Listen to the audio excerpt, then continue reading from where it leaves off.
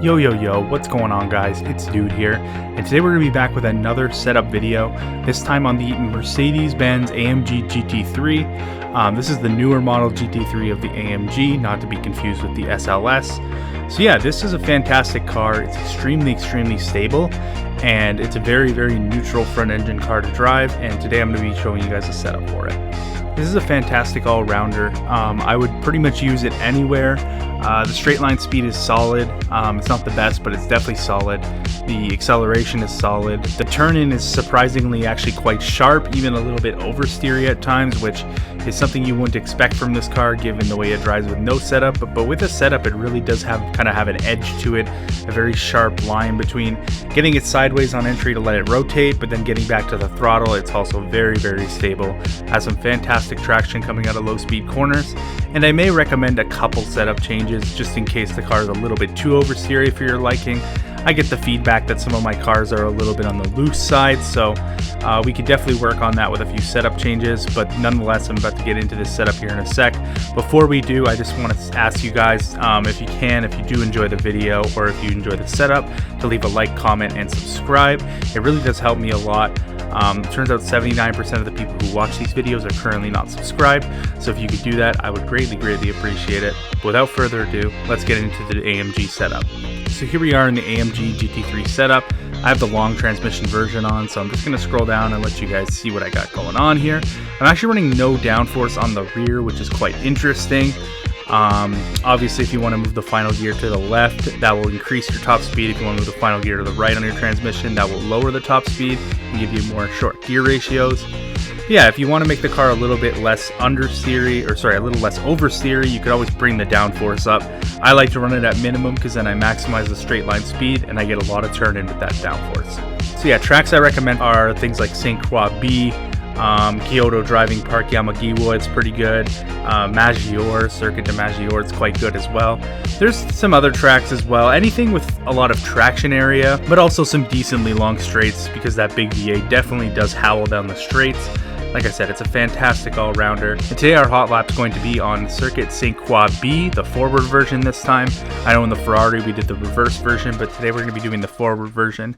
And I'm interested to see what kind of lap we can get, so let's get into it. So here we are at Circuit de St. Croix B. Now this track honestly really shows off the versatility of something like this AMG, because normally I would recommend it at more of a traction kind of low speed corner track, but it can definitely hang around almost any track, break right in between the 50, the 100 there, get to the bottom, use all the available space on the exit. We get a pretty solid exit there. You want to shift this thing right at the end of the rev bar, right before it starts blinking. Hard on the brakes again. Second gear, you can use third here, but I like to use second to get the thing to rotate without too much wheel spin, because this thing does not have a lot of wheel spin. You really want to arc this late, get the car slowed down just a tiny bit, maxed out, get the car on the curb, get the car set up over to the left. This is probably the most difficult part of the track, because you need to really get a good exit here down this sprint straight to get all the speed and all the time that you want. Through that sector, 45.9, that's really quick. Here you want to brake as late as you dare, right before the 100 sign, hard on the brakes, get the car turned in right on the curb, but don't ride it too much because you'll get sideways. There's a bump on the exit there as well. Here again, kind of diamond this nice and late, and once you get to the apex, accelerate, the car rotates very nice and balanced through there, honestly. It rotates extremely well, better than you would think at high speed. But, yep, down the straight. Into 6th gear, a little bit of an uphill trajectory here, and under braking there's a bit of a small kink and turn, so you have to try to brake in a straight line as much as you can, get the car turned in 2nd gear, again using second to get the car rotate a little bit through there.